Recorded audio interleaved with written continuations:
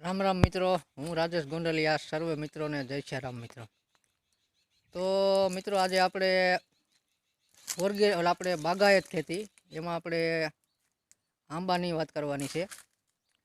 અને આ વર્ષે મિત્રો આંબામાં ઓછો ફાલ દેખાય છે અને કેરીયું છે જ નહીં મિત્રો। તો હું તમને જે બતાવું તમે જોઈ શકો છો। આ આંબામાં કેરી, કારણ કે આમાં પુષ્કળ કેરી આવી છે મિત્રો। અને એ આપણે એક પ્રગતિશીલ ખેડૂત ભીખાભાઈ ડોડિયા હવે અહીંયામાં કઈ રીતની માવજત કરી એ એના મુખેથી આપણે સાંભળીએ। હાલો ભીખાભાઈ।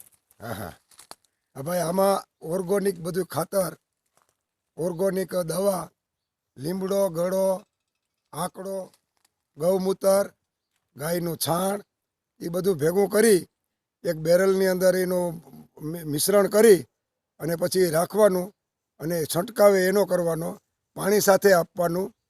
અને આપણે પેલી દવા કઈ કહેવાય, જે જંતુનાશક, એ કોઈ દવા છાંટવાની નહીં, ઓર્ગોનિક દવા છાંટવાની।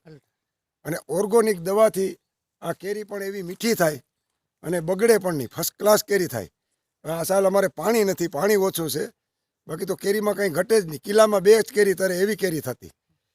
આજે થોડુંક આ પાણીને અભાવે કેરી નાની રહી જાય।